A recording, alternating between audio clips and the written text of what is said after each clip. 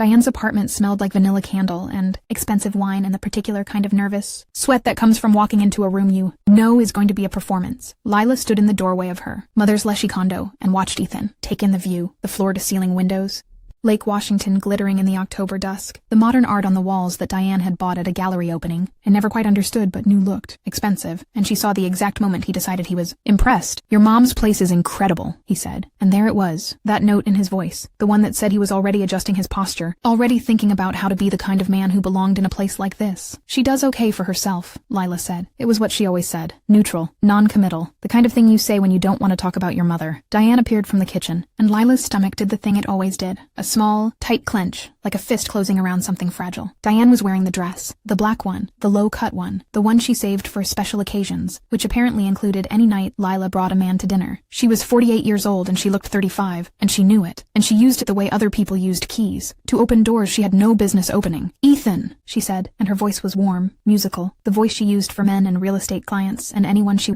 architecture, green building design, the project he was managing in Capitol Hill, and she listened like he was telling her the secrets of the universe. She leaned in when he talked. She touched his arm when she laughed. She refilled his glass before he asked. She said things like, "You're so clever," and "I never thought of it that way," and "Lila never tells me about the interesting parts of your work," which was a lie but sounded like a compliment. Lila ate her salmon and told herself she was being paranoid, told herself Diane was just friendly, just welcoming, just happy her daughter had brought someone nice, told herself the same thing she told herself after Tyler, after Marcus, after Dave, after the other ones whose names she tried not to remember. "So, Ethan," Diane said, halfway through dessert, and she was leaning forward now, her elbows on the table, the neckline of the dress doing exactly what it was designed to do. "Lila tells me you're quite handy. I have this bookshelf in the bedroom that's been wobbly for months. I've been meaning to get someone to look at it. Maybe you could take a quick look before you leave." Lila's fork stopped halfway to her mouth. The bedroom. She'd used the bedroom line before, with Tyler, with Dave. It was the move, the one that got him alone, in a private space, where she could say the thing she couldn't say at the dinner table. "Mom, it's late. He can come back another time." "Nonsense," Diane said, waving her hand like Lila's objection was a fly.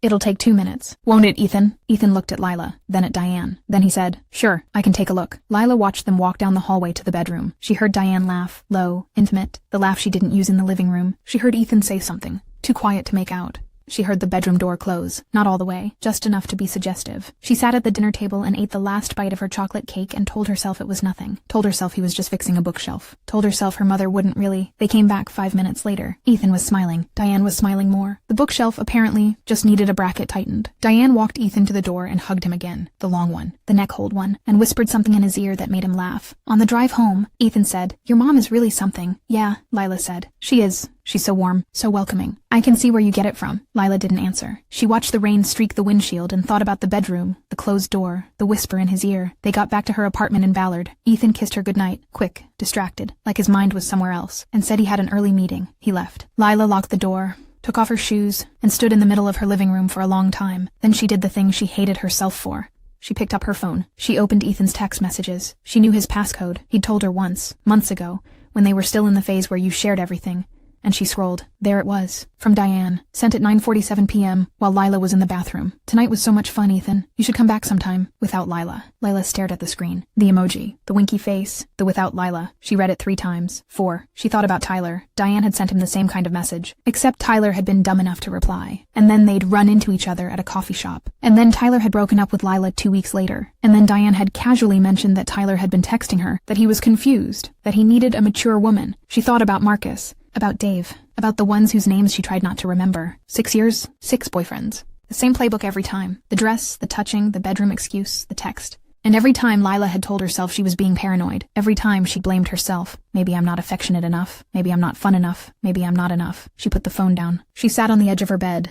The apartment was quiet. Outside, the rain tapped against the window. For 6 years, she'd pretended. For 6 years, she'd smiled and said, "My mom is just friendly, and she means well, and I'm overreacting." For 6 years, she'd let Diane take them, one by one, with a smile and a dress and a winky face emoji, and she'd never said a word. Not this time. Lila picked up her phone. She took a screenshot of the text. She saved it to a folder she named Evidence, the same name she'd used for nothing until now. She opened her contacts. She found Maya's name. She typed, "Can I call you? I need to talk, and I need you to tell me I'm not crazy." She hit send. She put the phone down.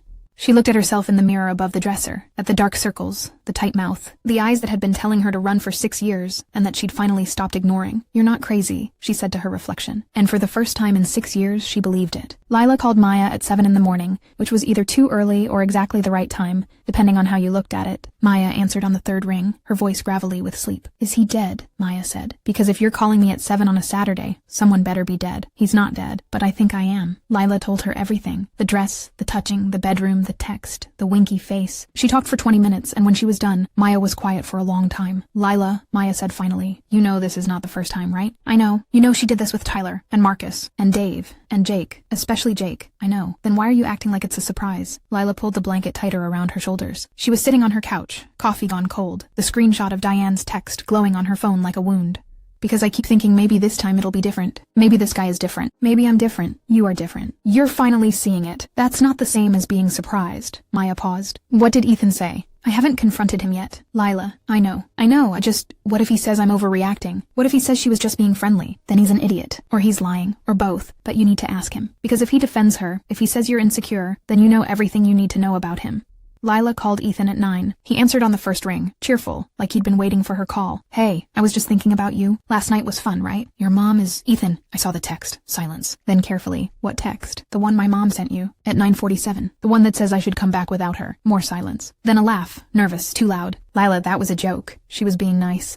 "She was just being friendly. You know how she is." "I know how she is." "That's the problem. Come on. You're really going to get upset about a winky face? She's my girlfriend's mom. She was being welcoming. You're being really insecure right now, and honestly, it's kind of a turnoff." There it was. The word. Insecure. Diane's favorite word. The one she'd used on Lila since she was 12. "You're so insecure, Lila. Why do you always assume the worst? Can't you just let people be nice to you?" And now Ethan was using it too, and Lila felt the ground shift under her, the way it always did when someone she loved told her she was the problem. "I'm not insecure," she said, and her voice shook, which made her hate herself. "I'm observant. There's a difference. Whatever. I have to go. I have a meeting. We'll talk later." He hung up. Lila stared at her phone. She thought about Tyler, who'd said the same thing. "You're just insecure."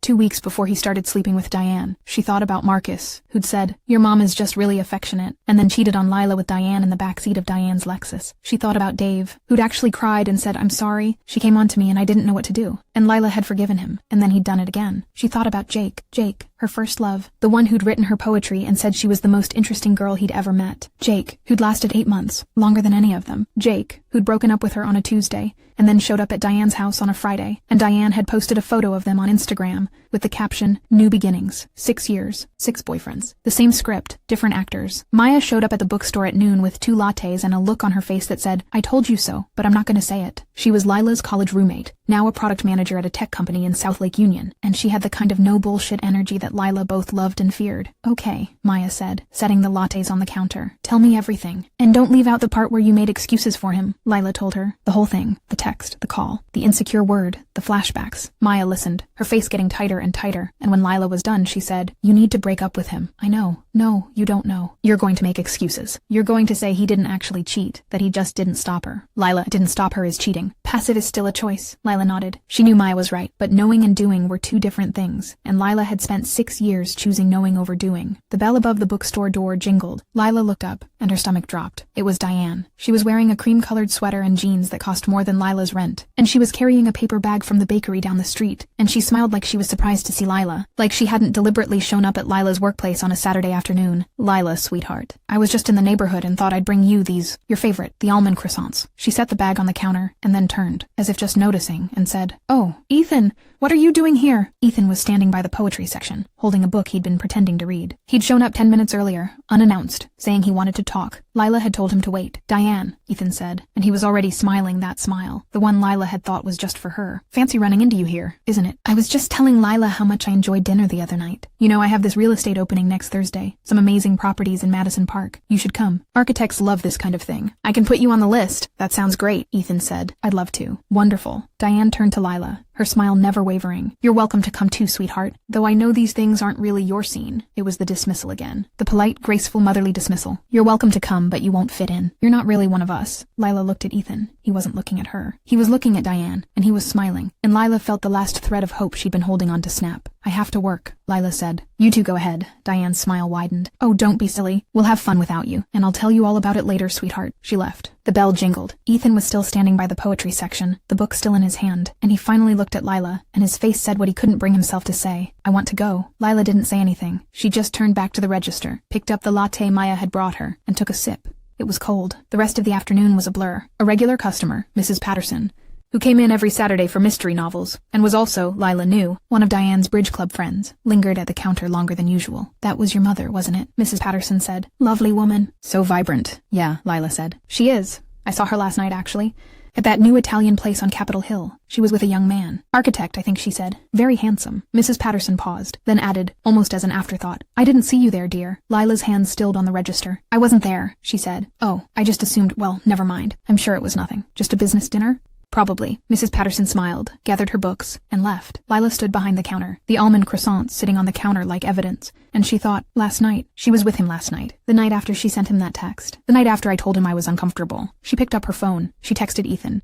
We need to talk. Tonight. My place. His reply came in 30 seconds. Sure. Is everything okay? Lila didn't answer. She looked at Maya, who was watching from the coffee bar, and Maya mouthed, break up with him, and Lila nodded, because this time, it wasn't going to be different. This time she was going to be different. Ethan showed up at Lila's apartment at 7 that night, and the first thing he said was, your mom texted me today.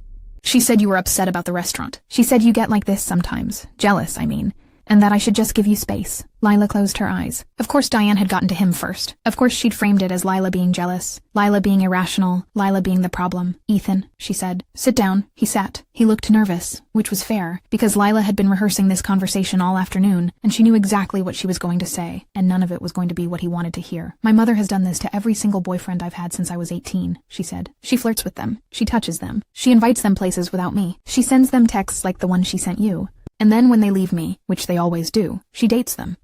For a while, until she gets bored, and then she moves on to the next one. Ethan was shaking his head. That's not Lila. That's not what's happening here. She's a warm person. She's affectionate. You're making her sound like some kind of, like what? Like a predator? Because that's what she is, Ethan. She preys on my boyfriends. She needs to prove she's better than me, more desirable, more worthy. And you're just the latest one. That's unfair. I haven't done anything. You didn't stop her. The words came out harder than Lila intended, but she didn't take them back. You knew that text was wrong. You knew she shouldn't have sent it. And instead of telling her to back off, you went to dinner with her. Without me. And you're going to her real estate opening on Thursday. Also without me. She invited me. What was I supposed to say? No? Yes. That's exactly what you were supposed to say. You were supposed to say, I'm here with Lila, and if she's not invited, I'm not going. That's what a partner does. Ethan stood up. He was angry now. The kind of angry that comes from being caught and not knowing how to get out of it. You know what? Your mom was right. You are insecure. You're so wrapped up in this weird rivalry with your own mother that you can't see that she's just trying to be nice. I can't do this, Lila. I can't be with someone who's this paranoid. He walked to the door. Lila didn't stop him. She stood in the middle of her living room and listened to his footsteps on the stairs. The front door opening and closing, his car starting and pulling away, and then she did something she hadn't done in 6 years. She didn't cry. She didn't call him back. She didn't tell herself she'd overreacted. She picked up her phone, found Diane's number, and called her. Diane answered on the second ring, her voice bright and innocent. Lila, sweetheart. I was just thinking about... Stop. A pause. Excuse me? Stop texting Ethan. Stop inviting him places. Stop touching him. Stop talking about me to him. I am asking you, as your daughter, to respect my relationship and my boundaries. The silence that followed was the kind that comes before a storm. Lila could hear Diane breathing. Slow, controlled, the way she breathed when she was about to perform. I don't know what to say, Diane said, and her voice had changed. Wobbly now, hurt. The voice of a woman who'd just been slapped. I was just being friendly. I was trying to get to know the man my daughter is seeing. And you call me and accuse me of what exactly? Of being too nice? Of caring too much? You know exactly what you're doing. I do not. And I am hurt, Lila. I am deeply hurt that you would think of me this way. After everything I've done for you. After I raised you alone. After your father left us. Dad left because you slept with his best friend. The line went dead. Not a hang-up, silence. The kind of silence that means someone has been caught and doesn't know what to say next. Then Diane spoke, and her voice was cold now. No more hurt. No more innocence. You have no right to say that. You have no right to bring that up. You don't know what you're talking about. I know exactly what I'm talking about. And I know what you're doing with Ethan, and I'm asking you to stop. I will not be spoken to this way by my own daughter. I think you need some time to calm down. I think you need to apologize. And until you do, I don't think we should talk. She hung up. Lila stood there, phone in hand, and felt something she hadn't felt in a very long time. Not guilt, not fear, but a strange, shaky kind of pride. She'd said it. She'd set the boundary. It hadn't gone well, but she'd done it. The retaliation came by morning. Lila woke up to 12 missed calls and 47 text messages. Her Aunt Linda, her Uncle Tom, her cousin Sarah, her grandmother, all of them saying some version of the same thing. Lila, are you okay? Your mom called us. She was crying. She said you yelled at her and accused her of terrible things. She's devastated.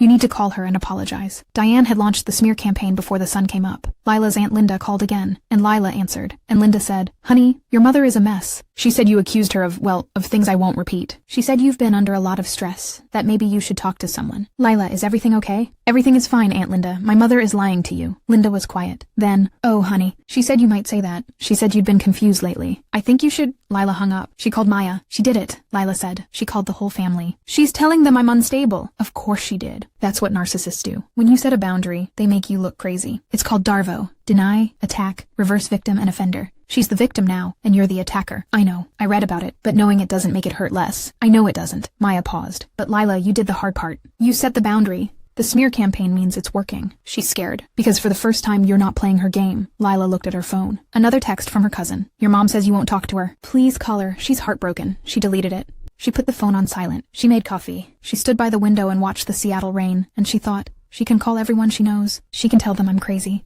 But she can't make me apologize. And she can't make me pretend anymore. Her phone buzzed again. This time it was Ethan. "I talked to your mom. She's really upset." "Lila, I think you should apologize." "She's your mom." Lila stared at the text. She thought about the night before, Ethan walking out, calling her paranoid, defending her mother. She thought about the dinner, the text, the restaurant. She thought about 6 years of this. 6 years of choosing men who chose her mother. She typed, "We're done, Ethan. Don't contact me again." She hit send. She blocked his number. She blocked Diane's number. She put the phone down, and she stood in her kitchen, drinking coffee, in the quiet. And for the first time in 6 years, the silence didn't feel like loneliness. It felt like freedom. The Instagram post appeared 3 days later. Lila had blocked Diane on her personal account, but Maya hadn't. And Maya sent her a screenshot with the caption, "I am so sorry. You need to see this." It was a photo of Diane and Ethan. They were at the real estate opening, the one Diane had invited Ethan to, the one Lila hadn't gone to. Diane was wearing a red dress, her arm linked through Ethan's, her head tilted toward his shoulder. Ethan was smiling. The caption read, "Wonderful evening with this talented young architect. So glad our paths crossed." Lila stared at the photo. She felt it. The old familiar ache.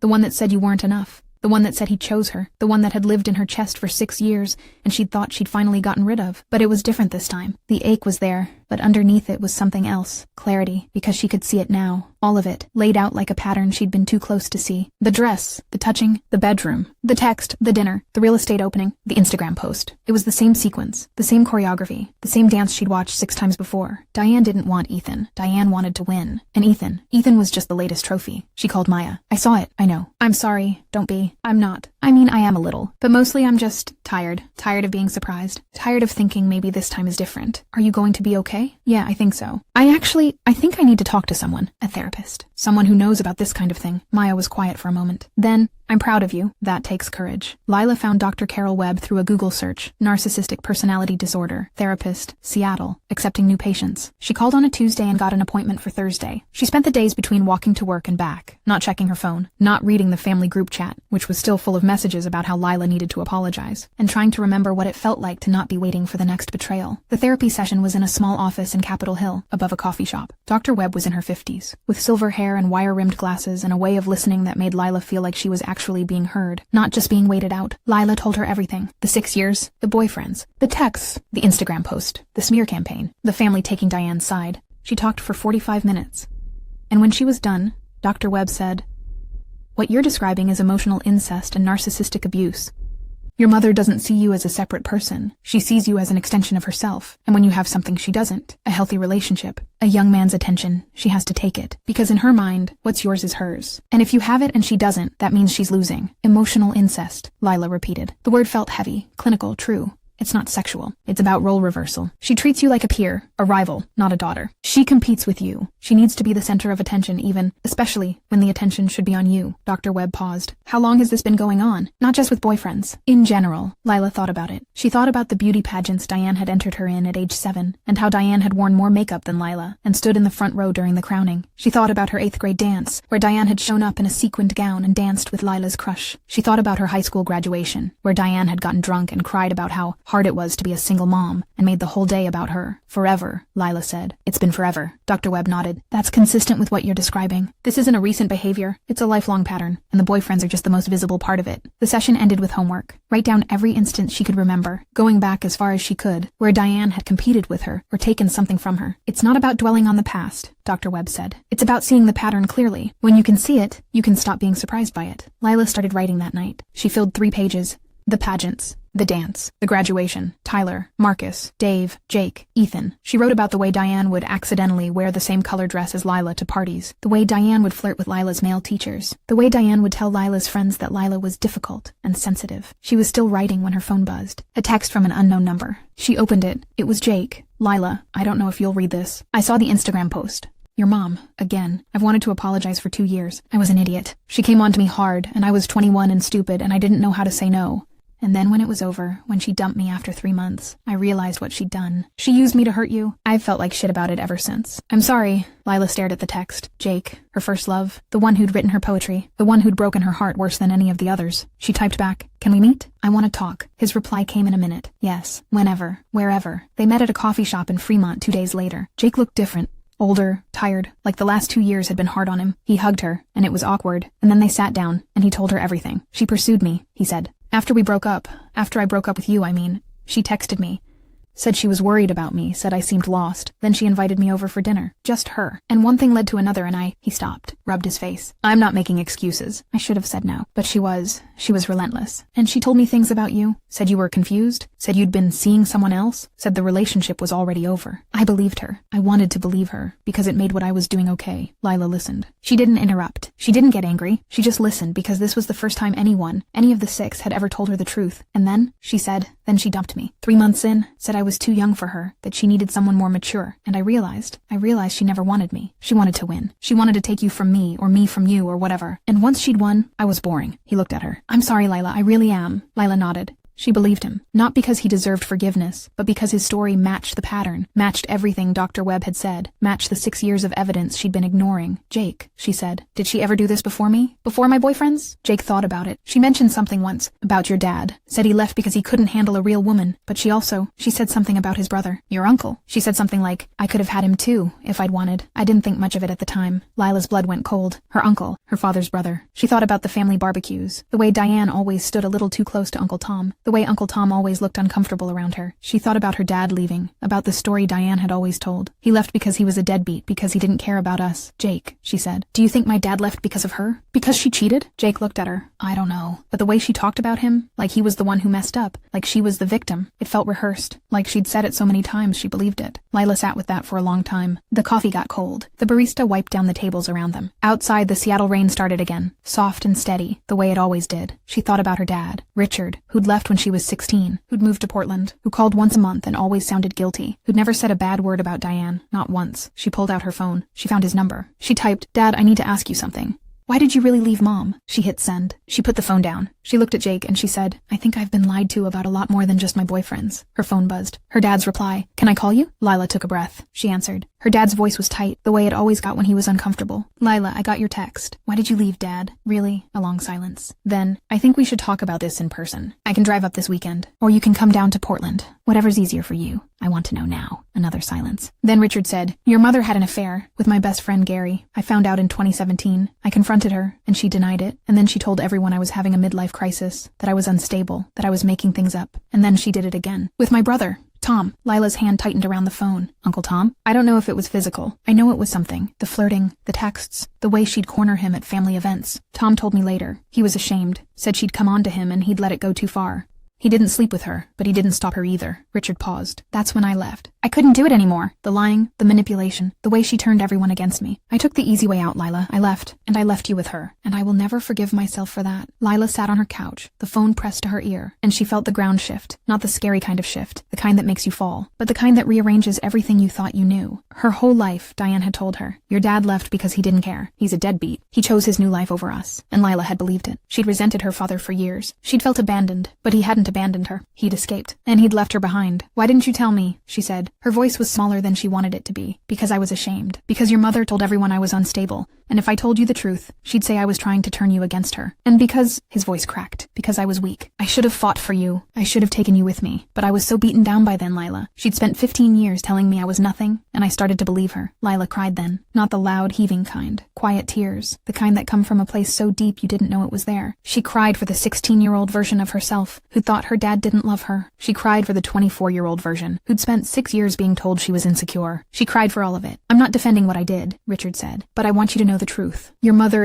she's not a bad person exactly. She's a sick person. She can't help what she is, but that doesn't make it okay. And it doesn't mean you have to take it. They talked for an hour. Richard told her about the early years, the charm, the courtship, the way Diane had seemed perfect until they were married. And then the controlling started, the jealousy, the flirting with his friends, the gaslighting. He told her about Gary, about Tom, about the night he'd found the texts and realized he'd been living a lie. He told her he'd been in therapy for 5 years, trying to undo what Diane had done to him. She does the same thing to you, doesn't she? He said. With the boyfriends. Yeah, Lila said. She does. I'm sorry. I should have seen it. I should have. Dad, stop. You couldn't have. You were dealing with your own stuff, but you can be here now. If you want, I want to. More than anything. They hung up. Lila sat in the quiet apartment, and she thought about the pattern. Not just the 6 years of boyfriends, but the whole life. The pageants, the dance, the graduation, the father who left, the uncle who was uncomfortable, the best friend who was betrayed. It was all the same pattern. Diane took things. She took attention, she took men, she took narratives, she took reality itself, and she reshaped it into whatever made her look best. And Lila had let her. Because Lila had been taught, by Diane, by the family, by every boyfriend who'd chosen Diane over her, that she was the problem, that she was insecure, that she was too sensitive, that she should just let it go. She called Dr. Webb and told her everything. The dad, the uncle, the best friend. Dr. Webb listened, and then she said, "This is a generational pattern. Leela, your mother likely learned this from her own mother, and unless you break it, you'll pass it on. Not to your children necessarily, but to your relationships, to your sense of self. The way you break it is by seeing it clearly, by naming it, by refusing to participate. How do I refuse to participate? You go no contact. You stop engaging with her. You stop trying to get her to see the truth because she never will. You accept that she is who she is, and you build a life that doesn't include her. No contact," Lila repeated. The word felt final, scary, freeing. "It's not forever," Dr. Webb said. "It's for now, until you're strong enough to be around her without being pulled back in. Some people go no contact for a year, some for 5, some forever. It's your choice." Lila thought about it. She thought about the family group chat, still full of messages about how she needed to apologize. She thought about her Aunt Linda, her Uncle Tom, her grandmother, all of them believing Diane's version of reality. She thought about the Instagram post, about Ethan's arm around Diane, about the caption "wonderful evening with this talented young architect." She thought about Jake, and Tyler, and Marcus, and Dave, and the ones whose names she tried not to remember. 6 years, 6 boyfriends. "One mother, I'll do it," she said. "No contact. Starting now," Dr. Webb nodded. "Then here's your next step. Tell the family, not to explain yourself. You don't owe anyone an explanation. Just to state your boundary. Say you're taking space from your mother,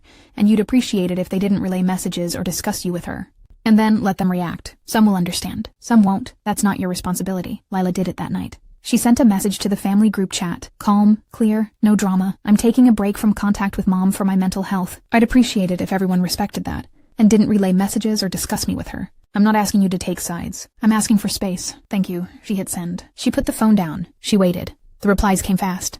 Her Aunt Linda. "Lila, this is heartbreaking. Please reconsider." Her Uncle Tom. "Your mother is hurting." Her cousin Sarah. "This is so dramatic." Her grandmother. "Call me, young lady. We need to talk about this." And then from her dad. "I support you, Lila. Whatever you need." Lila stared at that message. One person. Out of 20. One person supported her. She cried again. But this time they weren't sad tears. They were angry tears. The good kind. The kind that burn clean. Because one person was enough. One person who saw the truth. Who believed her. Who stood with her. She texted Maya. "I did it. No contact." Maya's reply. "I'm so proud of you. Also, there's a reading at the bookstore next week. Local poets. You should come. You might meet someone. Or not. Either way, free wine." Lila laughed. A real laugh. The first one in weeks. She typed, "I'll be there." She put the phone down. She looked at her apartment. The small Ballard studio, the bookshelves, the window with the rain, the couch where she'd sat through so many heartbreaks. She thought about Dr. Webb's words. Build a life that doesn't include her. She was going to build it. Not because she was angry, though she was. Not because she wanted revenge, though part of her did. But because she deserved a life that wasn't defined by her mother's competition. A life where she could bring someone home and not worry about him being taken. A life where she was enough. The reading was next Thursday. She was going to go. And whatever happened, whoever she met, or didn't meet, she was going to be there. As herself. Not Diane's daughter. Just Lila. And for the first time in a long time, that felt like enough. The smear campaign escalated the way these things always do. Slowly, then all at once. It started with the family group chat. Lila had muted it after her announcement, but Maya kept her updated. Aunt Linda was posting vague Facebook statuses about family betrayal and children who forget their roots. Cousin Sarah had told her, friends that Lila was going through something and needed prayers. Grandma had called Richard and yelled at him for 45 minutes about turning Lila against her mother. Then it got worse. Diane called Lila's boss. Lila found out on a Tuesday morning when her manager, Karen, pulled her aside in the back room of the bookstore. Karen's face was tight, uncomfortable. "Lila, I got a call yesterday from a woman who said she was your mother." She said. Karen paused.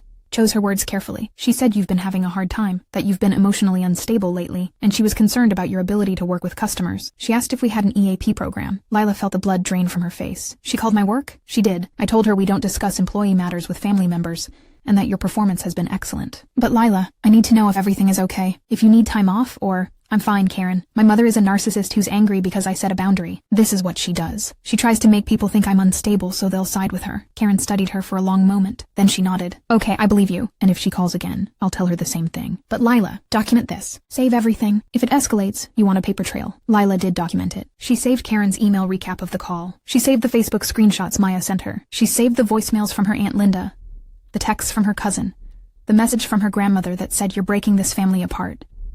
She called Dr. Webb. She called my work. My actual job. That's a new level, Dr. Webb said. She's escalating because your boundary is working. She's losing control. And when narcissists lose control, they get dangerous. Not physically, usually, but reputationally. She's trying to isolate you, to make you look crazy so nobody believes you. It's working. Half my family thinks I'm having a breakdown. My boss got a call about my mental health. Her voice cracked. My own grandmother thinks I'm the problem. I know, and it hurts. But here's the thing. The people who matter, the people who actually know you, they'll see through it. Your boss already did. Your dad did. Maya did. The people who don't, they were never going to see it anyway, because they've been under her spell for years. Lila thought about that. She thought about her Aunt Linda, who'd always been kind, but had always taken Diane's side. About her Uncle Tom, who'd been the victim of Diane's flirting, and still couldn't bring himself to say it out loud. About her grandmother, who'd raised Diane and couldn't admit her daughter was broken. They're not going to see it, Lila said. Are they? Probably not. And that's not your fault. And it's not your job to make them see it. Lila hung up and sat in her car in the bookstore parking lot, the engine off, the rain tapping the windshield. She felt alone, more alone than she'd ever felt. 6 months ago, she'd had a boyfriend, a relationship with her mother, a family that pretended everything was fine. Now she had none of it. Just Maya, her dad, and a therapist she'd been seeing for 3 weeks.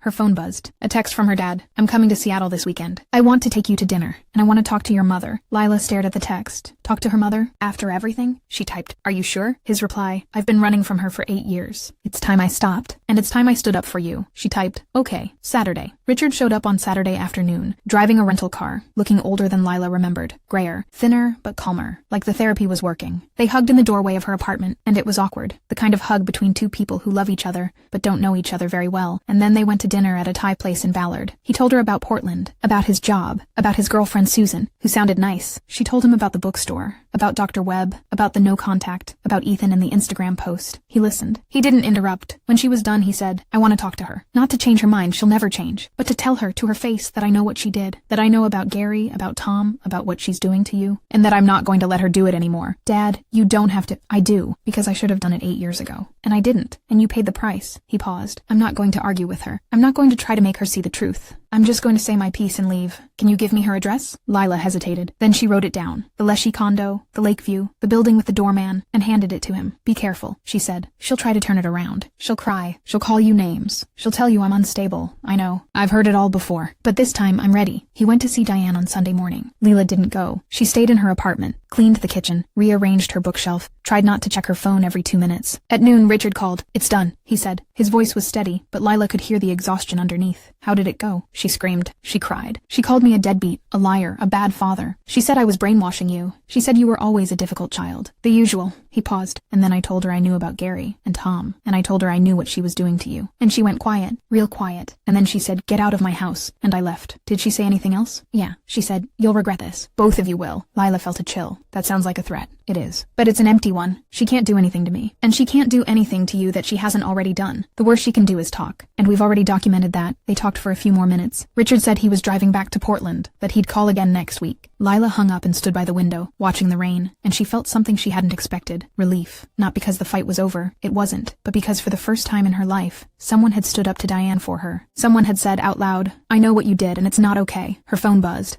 A text from an unknown number. She opened it. You think your father can protect you? You think you can win? I made you. I can break you. Lila stared at the text. It was Diane, of course, blocked on Lila's main number, so she'd used a friend's phone or a burner. The words were familiar, the same kind of threat Diane had been making for years, the kind that sounded like love if you squinted, but Lila didn't squint anymore. She saved the text. She added it to the evidence folder. She blocked the number, and then she did something she hadn't done in 6 years. She laughed, not because it was funny, because it was over. Not the fight. The fight would go on, probably forever, in one form or another, but the part where she was afraid, the part where Diane's words could make her doubt herself, the part where she'd apologize rise, back down, tell herself she was overreacting. That part was over. She picked up her phone. She texted Maya. Reading tonight? Still on? Maya. Always. And wear that green sweater. You look hot in it. Lila smiled. She took a shower. She put on the green sweater. She walked to the bookstore, where the reading was being held. And she opened the door, and she walked in. And she didn't look over her shoulder, because for the first time in her life, she wasn't running from anything. She was walking towards something, and she had no idea what or who was waiting for her inside. The reading was in the back of the bookstore, where they'd pushed the shelves aside and set up folding chairs and a table with cheap wine and cheese cubes. There were maybe 20 people, local poets, regulars, a few tourists who'd wandered in off the street. Lila sat in the back, near the exit, old habit, and sipped wine that tasted like vinegar, and listened to a man in a beret read a poem about his dead goldfish. Maya was supposed to be there, but she'd gotten stuck at work. Some product launch crisis. She'd texted, "I'll be late. Don't have too much fun without me." So Lila sat alone, and she told herself that was fine, that she was fine, that she didn't need someone to talk to. And then a man sat down in the chair next to her and said, "Is this seat taken?" He was tall, not Marcus tall, but tall, with brown hair and calloused hands and a flannel shirt that looked like it had been worn a lot and washed more. He had a scar on his left eyebrow, and he was holding a book of poetry, Mary Oliver, dog-eared, annotated in the margins. "No," Lila said. "It's free." He sat down. "I'm Sam. Lila. Nice to meet you, Lila. Do you come to these often?" "I work here. So technically I'm always here." Sam smiled. A small, genuine smile, not the performative kind she'd gotten used to. That's either the best job in the world or the worst, depending on the poets. Tonight, it's the worst. She nodded toward the man in the beret, who was now reading a poem about his ex-girlfriend's eyebrows. Sam laughed. It was a quiet laugh, the kind that didn't demand attention. "I've heard worse. I once sat through an hour of poetry about artisanal mayonnaise. They talked through the intermission, about books, about woodworking. Sam made furniture.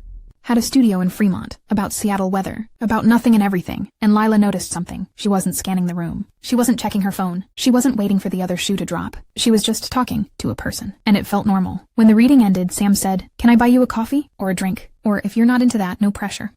You seem cool and I'd like to talk more." Lila hesitated. The old reflex was there, the one that said, "Don't, he'll just get taken. It's not worth it." But then she thought about Dr. Webb, about her dad, about the evidence folder, about the text she'd laughed at that afternoon. She thought, if I say no because of my mother, she wins. And I'm done letting her win. "Coffee," she said. "But not here. There's a place on Market that's open late." They walked to the coffee shop. It was raining, of course. Seattle was always raining in October, and Sam had an umbrella, and he held it over both of them, and he didn't try to hold her hand or put his arm around her. And Lila thought, this is what normal feels like. I forgot. Over coffee she told him about her mother. Not everything. Not the 6 years, not the Instagram post, not the smear campaign. Just the outline. "My mom is a narcissist. She has a pattern of hitting on my boyfriends. I just got out of a relationship because of it. I'm taking a break from her." Sam listened. He didn't look shocked. He didn't say, "I'm sorry," in that pitying way. He said, "My mom is the same." Not the boyfriend part. She's more the everything is about her type. "But I recognize the pattern. It took me years to see it." "You do?" "Yeah. My mom used to flirt with my friends. Not as extreme as your mom, but enough. I didn't realize it was weird until I was in my 20s and a friend said, 'Dude, your mom hits on me.'" He paused. "I'm not going to tell you I'm different, that I'd never fall for it. But I will tell you this. I know what it looks like. And if your mom ever tries it on me, I'll shut it down. Immediately. You have my word." Lila looked at him. She thought about Ethan, who'd said, "She's just being friendly." About Jake, who'd said, "I didn't know how to say no." About all of them. Every single one, who'd let it happen because they didn't know any better. Or didn't want to know, or enjoyed the attention too much to stop. "Okay," she said. "I believe you." They started dating. Slowly. Not the intense, all-consuming kind of dating Lila was used to. The kind where you meet someone, and 3 weeks later you're moving in and meeting the family. The slow kind. Coffee once a week, then twice, then dinner, then a walk in Discovery Park. Sam was patient. He didn't push. He didn't ask to meet her family. When Lila said, "I'm not ready for that," he said, "Take all the time you need." 3 weeks in, Lila told Maya about him. Maya said, "Is he hot?" Lila said, "Yes." Maya said, "Is he a serial killer?"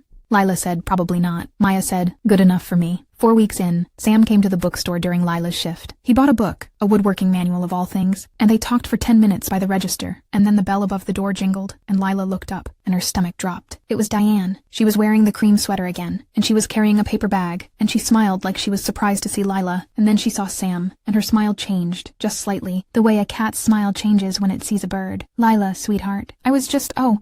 "And who is this?" Sam looked at Lila. Lila looked at Sam. Sam said, "I'm Sam. I'm a friend of Lila's." "Just a friend?" Diane said, and she was already moving toward him, already extending her hand, already leaning in just a little too far. "Well, Sam, any friend of Lila's is a friend of mine. I'm Diane, Lila's mother." Sam took her hand. He shook it once, firm, brief. Then he let go and stepped back, putting a comfortable distance between them. "Nice to meet you, Diane, but I should get going. Lila, I'll see you later." He didn't give Diane a chance to say anything else. He nodded at Lila, smiled, and walked out. The bell jingled. Diane stood there, her hand still extended, her smile frozen. Lila had never seen anything like it. A man, any man, had just walked away from her mother, hadn't flirted back. hadn't lingered, hadn't given her an opening. Diane turned to Lila. Her voice was tight. He seems nice. He is nice. Quiet type. He is. Diane's eyes narrowed. You think you're so smart, don't you? You think you found one I can't? Mom. Lila's voice was calm, steady, the voice Dr. Webb had helped her find. I told you I needed space. You showing up here at my work is a violation of that. I'm going to ask you to leave. Diane stared at her. For a second, Lila saw it. The real Diane, underneath the charm and the makeup and the performance. A woman who was scared, who was losing, who couldn't understand why her tricks weren't working anymore. Then the mask came back. I was just trying to be a mother, but fine. If that's how you want it. She turned and walked out. The bell jingled. Lila stood behind the register, her hands shaking, and she thought, she tried. She saw Sam and she tried. And he walked away. She called Sam that night. You didn't have to do that, she said. Leave, I mean. You could have stayed. I know, but I saw her face when she saw me. That's the face my mom makes when she's about to start, and I promised you I'd shut it down. Leaving was the fastest way. He paused. Are you okay? I think so. I think that's the first time anyone has ever done that for me. Then it was worth it. Lila lay in bed that night, and she thought about the last 6 years. About Tyler, who'd stayed and flirted back. About Marcus, who'd cheated. About Dave, who'd cried and done it again. About Jake, who'd been weak. About Ethan, who'd called her insecure. And then Sam, who'd shaken her mother's hand once and walked away. She thought, it's not that they were all bad men. It's that they were passive. They didn't stop her. And Sam stopped her before she even started. She picked up her phone. She texted Sam, thank you. For today. For everything. His reply, anytime. Sleep well. She put the phone down. She closed her eyes. And for the first time in 6 years, she didn't have a single nightmare about her mother. She dreamed about poetry. And woodworking. And a man with a scar on his eyebrow, who held an umbrella over her in the rain. And when she woke up, she smiled. Diane didn't take rejection well. Lila found out how not well 3 days later, when Sam called her from his studio in Fremont. His voice was tight. Angry in a way Lila had never heard. Your mom just showed up here, he said. At my workshop, alone. Lila's stomach dropped. What, how did she find you? I don't know. Facebook, probably. I have my studio address on my business page. He paused. She came in. She was wearing a dress, a really short one, and she said she was interested in a custom dining table, and she wanted to discuss options, and she kept leaning over my workbench, and he stopped, took a breath. I told her I wasn't interested. Politely, firmly. I said I was in a relationship, that I was happy, that she should leave. And she called me a homophobic slur. And then she said I'd regret this. And then she left. Lila sat down on her couch. She felt sick. Sam, I'm so sorry. I had no idea it's not your fault. You warned me. You told me what she was like. I didn't think she'd actually show up here. At my work. Did she touch you? Say anything else? She said you were damaged goods. That I could do better, that you were just like your father, weak and confused. Sam's voice got tighter. Lila, I'm sorry. I know I shouldn't repeat it, but no, tell me. I need to know. She said she'd make sure I lost clients, that she knew people in the design world, that she could ruin me. Lila closed her eyes. Of course, the threats, the smear campaign, the same playbook, different target. Diane couldn't take Sam from Lila the way she'd taken the others, because Sam wouldn't let her, so she'd switched to destruction. If she couldn't have him, she'd ruin him. Sam, do you have security cameras? At the studio? Yeah, I installed them last year after someone broke in. Why? Can you check the footage? From today? Save it. Don't delete it. Already did. I had a feeling. Good. And if she calls or comes back or sends anyone, document everything. Texts, calls, voicemails, all of it. You're going to the police? Maybe. First I'm going to my lawyer and my therapist. And then, we'll see. Lila called Dr. Webb first. Dr. Webb listened, and then she said, this is escalation. She's been rejected. By you, by your father, by Sam, and she can't handle it. Narcissists don't handle rejection. They punish. The threats against Sam's business are serious, but they're also a sign that she's losing control. The more she escalates, the more evidence she creates. And the more evidence she creates, the more power you have. Power to do what? To get a restraining order. To press charges for harassment. To make it stop. Lila called a lawyer, a family law attorney who specialized in narcissistic abuse, recommended by Dr. Webb. The lawyer listened to the whole story. The 6 years, the boyfriend, the smear campaign, the call to Lila's work, the visit to Sam's studio, the threats. And she said, we can file for a civil harassment restraining order. Given the pattern and the escalation, a judge will likely grant it. But you need to be prepared. She will fight it. She will lie. She will play the victim, and your family will take her side. I know, Lila said. I'm ready. The restraining order was filed the following week. Diane was served at her condo. Lila didn't see her, didn't talk to her, didn't have to. The lawyer handled everything, but the family exploded. Aunt Linda called Lila, screaming, you're getting a restraining order against your own mother? Have you lost your mind? She's your mother, Lila. She carried you for 9 months. She gave you life. She also tried to ruin my boyfriend's business and called my boss to tell him I'm unstable. So I think the 9 months is canceled out. Aunt Linda gasped. You are unrecognizable. I don't know who you are anymore. That's okay, Aunt Linda. I'm finally figuring it out myself. Lila hung up. She blocked her number. She did the same with Cousin Sarah, with Uncle Tom, with her grandmother. One by one, the people who chose Diane over truth. It hurt like hell. But it was necessary. Her dad called. I heard about the restraining order. I'm proud of you. Thanks, Dad. And Lila, whatever happens, whatever she says, whatever the family does, I'm here. I'm not going anywhere, Lila cried. Not because she was sad, but because for the first time in her life, she had someone who meant it. The hearing was 2 weeks later. Lila sat in a small courtroom, her lawyer beside her, and she told the judge everything. The 6 years, the boyfriends, the texts, the Instagram post, the call to her work, the visit to Sam's studio, the threats. She showed the evidence, the screenshots, the recordings from Sam's security camera, the voicemails, the text from the burner phone. Diane was there, with her own lawyer, and she performed. She cried. She said Lila was troubled. She said Lila had always been difficult. She said the restraining order was a vendetta. She said Sam was a gold digger who was manipulating Lila for her money. The judge listened to all of it. Then she looked at Diane and said, "Ma'am, I've been doing this for 20 years. I've heard every story. And yours doesn't add up. The evidence is consistent. The pattern is clear. The restraining order is granted. 5 years. No contact. No third-party contact. Stay 500 yards from Ms. Hart and Mr. O'Brien. If you violate it, you'll be arrested. Do I make myself clear?" Diane's face went white. She opened her mouth to say something, and her lawyer put a hand on her arm. She closed it. The judge banged the gavel. It was over. Lila walked out of the courtroom. Sam was waiting in the hallway. He didn't hug her. He knew she didn't like public displays. But he took her hand, and he squeezed it, and he said, "You did it. We did it," Lila said. They walked out of the courthouse into the Seattle rain. Lila stood on the steps, the rain on her face, and she breathed. 5 years. 5 years of legal protection. 5 years of Diane not being allowed to come near her, or Sam, or their lives. It wasn't forever, but it was enough. Enough to build. Enough to heal. Enough to be free. Her phone buzzed. A text from Maya. How did it go? Lila typed, "Granted. 5 years. I'm free. Maya, drinks tonight, my treat." Lila laughed. She looked at Sam. "Maya wants to buy us drinks. Then let's not keep her waiting." They walked to the car. Lila didn't look back at the courthouse. She didn't check over her shoulder. She just walked, hand in hand with Sam, into the rain. And for the first time in 24 years, she didn't feel like someone was watching. She felt like she was finally alone. In the best possible way. The restraining order didn't end it. Nothing ever ends it with people like Diane. But it changed the rules. For 3 months, things were quiet. Quiet in the way that makes you nervous. The silence before the next thing. Lila waited. She checked her mail, her email, her social media, always half expecting the next attack. But it didn't come. Diane didn't call, didn't text, didn't show up. The family had gone silent too. Aunt Linda, Cousin Sarah, Grandma, all of them had retreated, either out of shame or out of fear of being dragged into the legal mess. Lila used the quiet to build. She and Sam moved in together, a small house in Greenwood, with a yard for the garden Sam wanted, and a sunroom for Lila's books. She started a writing group at the bookstore, women writing about their families, their trauma, their recoveries. She wrote every morning, before work, filling notebooks with the stories she'd been avoiding for years, her own. She saw Dr. Webb every other week. She called her dad every Sunday. She and Maya had a standing Thursday night dinner.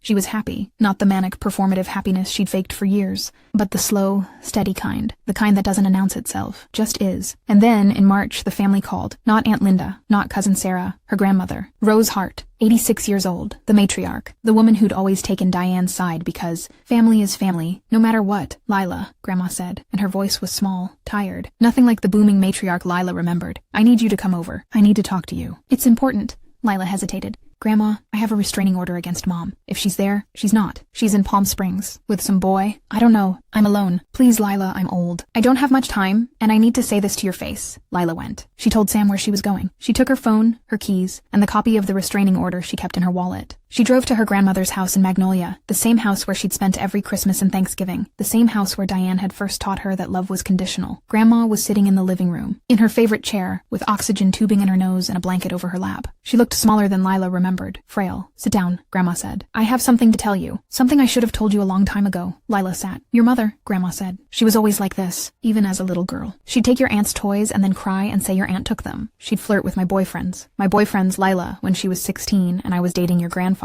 I didn't see it then. I didn't want to. She was my daughter. I thought she was just spirited, high-spirited." She paused. "I was wrong. She's not high-spirited. She's sick. And I enabled her. For 48 years I enabled her. I took her side. I told you were overreacting. I told your father he was unstable. I told everyone whatever Diane wanted me to tell them, because it was easier than admitting I'd raised a monster." Lila stared at her. "Grandma, let me finish. I'm dying, Lila. The doctor says maybe 6 months. Maybe less. And I'm not going to die with this on my chest. You were right. About everything. The boyfriends, the manipulation, the lies. I saw it. I always saw it. And I chose her, because she was my daughter, and I thought that's what mothers do, choose their children. But I chose wrong. I chose the wrong daughter. She reached across and took Lila's hand. Her hand was cold, thin, the skin like paper. I'm sorry, Lila, for all of it. For not protecting you. For calling you dramatic. For letting her hurt you over and over and over again. I'm sorry, Lila cried. She cried for the little girl who'd needed her grandmother and got silence. For the teenager who'd needed someone to believe her and got, "You're too sensitive." For the woman who'd had to save herself because no one else would. I forgive you, she said. And she meant it. Not because Grandma deserved it, though she did in her own way, but because holding on to the anger was heavier than letting it go. Grandma squeezed her hand. There's one more thing. Your mother. She's planning something. She called me last week. She was drunk. She said she was going to ruin that little writing group of yours and expose Sam for what he really is.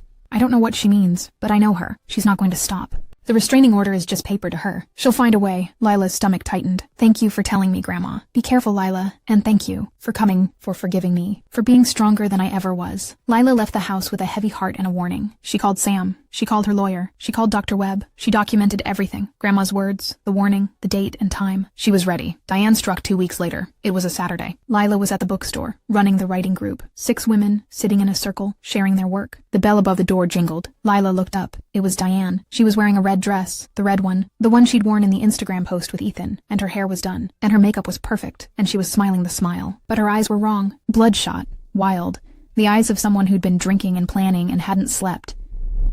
Lila, she said, her voice too loud for the quiet bookstore. I thought I'd surprise you, come to your little group, show my support. Lila stood up. Her heart was pounding, but her voice was steady. Mom, you're violating a restraining order. You need to leave. Now. Restraining order? Diane laughed. It was a sharp, ugly sound. You think a piece of paper can keep me away from my own daughter? You think I don't know people? You think I can't? Mom, leave, or I'm calling the police. Diane's face changed. The smile dropped. The charm dropped. And the real Diane stood there, angry, hurt, terrified, the woman underneath all the performance. Why? She said, her voice cracked.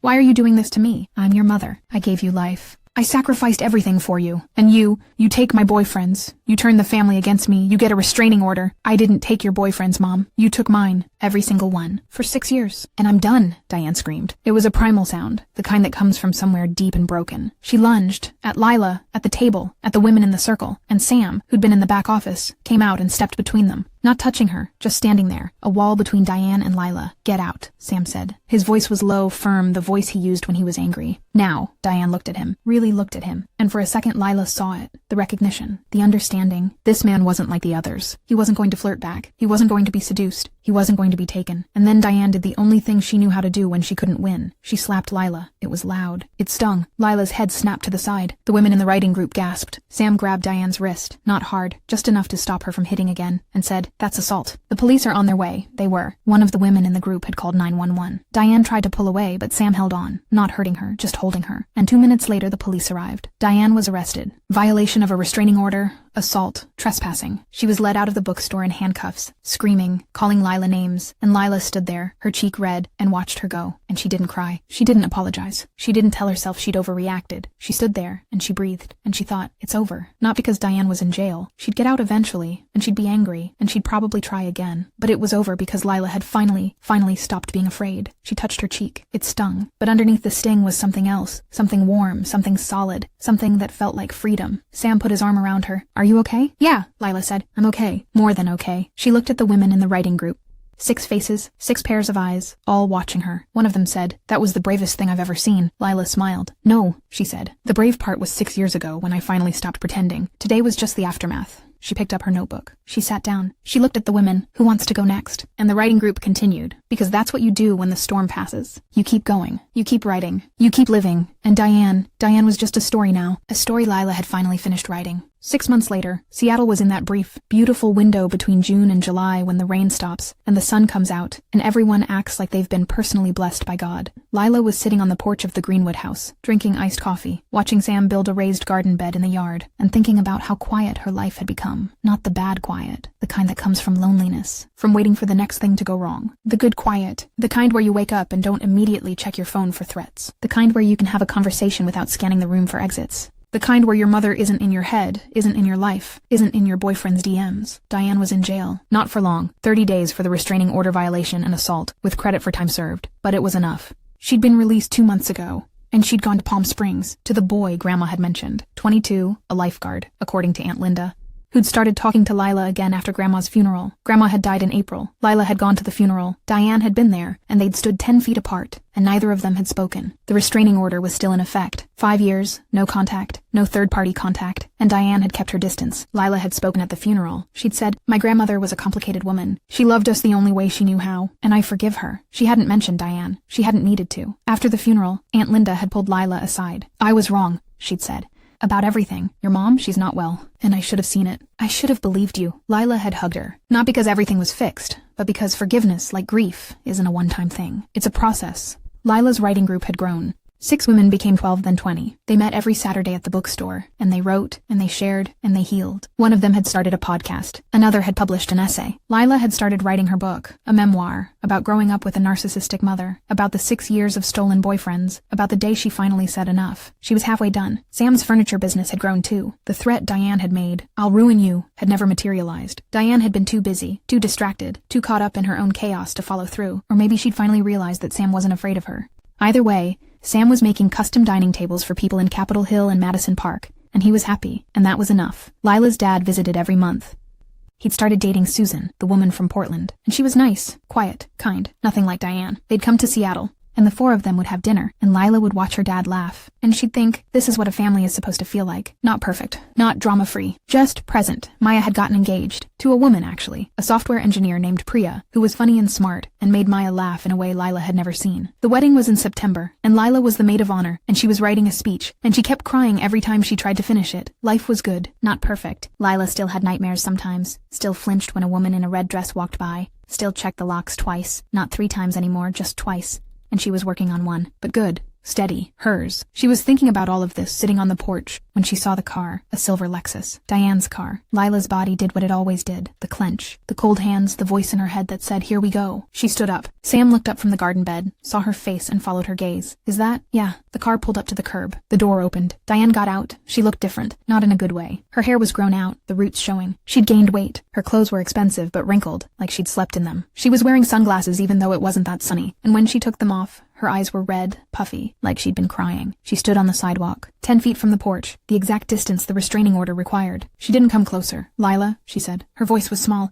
nothing like the woman who'd screamed in the bookstore. "I'm not here to cause trouble. I wanted to talk. 5 minutes. That's all. And then I'll go. I promise." Layla looked at her. She thought about the last 6 years. About Tyler, Marcus, Dave, Jake, Ethan. About the texts, the Instagram posts, the smear campaign, the call to her work, the slap. She thought about Grandma, about the funeral, about the woman standing on the sidewalk who looked smaller and more broken than Lila had ever seen her. "You have 5 minutes," Lila said, "and you stay right there. If you come closer, I'm calling the police." Diane nodded. She stayed on the sidewalk. "I got out of rehab," she said. 30 days. Court-ordered, but I stayed. "I'm still going. Meetings, therapy, the whole thing." She paused. "They diagnosed me. Narcissistic personality disorder. With borderline features. They say it's treatable. Not curable, but treatable. I'm working on it." Lila didn't say anything. "I know you don't believe me," Diane continued, "and I don't blame you. I've given you every reason not to, but I needed to say it, to your face, that I'm sorry. For all of it. The boyfriends, the lies, the things I said, the slap. I'm sorry." She took off her sunglasses. Her eyes were wet. "I don't expect you to forgive me. I don't expect you to let me back in. I needed you to know. That I know. That I see it. That I'm trying." Lila stood on the porch, the sun warm on her face, and she looked at her mother. The woman who'd given her life, and then spent 24 years trying to take it back. The woman who'd stolen every boyfriend, every moment of attention, every chance at normal. The woman who'd slapped her in a bookstore and then been led away in handcuffs. And she thought, she's telling the truth. Or at least she's telling the truth as she knows it right now. She might relapse. She might go back to her old ways. She might call Lila ungrateful and start the whole cycle over. But in this moment, on this sidewalk, in the June sun, she was telling the truth. "Thank you for telling me," Lila said. Her voice was steady. "I appreciate the apology, and I'm glad you're getting help. But the restraining order stays. The no contact stays. I'm happy for you, Mom, but I'm not letting you back in. Not now, maybe not ever. That's not punishment. That's boundary." Diane nodded. More tears. "I understand," she said. "I do, and you're right. You were always right. I just couldn't see it." She put her sunglasses back on. She got in her car. She drove away. Lila stood on the porch and watched her go. Sam came up beside her, put his arm around her waist. "Are you okay?" he said. "Yeah," Lila said. And she was. Not because her mother was sorry, not because the cycle was broken, but because she'd looked at the woman who'd defined her whole life, and she hadn't felt afraid. She hadn't felt small. She hadn't felt the need to apologize or explain or defend herself. She just felt like herself. She went back inside. She sat at her desk. She opened her laptop. She opened the document, her memoir, halfway done. done. The chapter she'd been avoiding. The one about the day she'd finally said enough. She started typing. She thought she'd been taking my boyfriend's, but that wasn't it. She'd been taking my voice, my reality, my right to say this happened and it hurt. And the day I took it back, the day I saved the text, called the therapist, set the boundary, walked away, was the day I realized she'd never had it in the first place. I'd given it to her, and I could take it back. She wrote for an hour. The sun moved across the desk. Sam brought her tea. The garden bed got built. The world kept turning, and Lila kept writing, because that's what survivors do. They don't forget. They don't always forgive. But they keep going. They keep telling the truth. They keep living. And somewhere, in a silver Lexus driving south on I-5, a woman in sunglasses was crying, and that was her journey, not Lila's. Lila's journey was here, in this house, with this man, this garden, this book, this quiet, beautiful, ordinary life, and it was enough. It was more than enough. It was hers.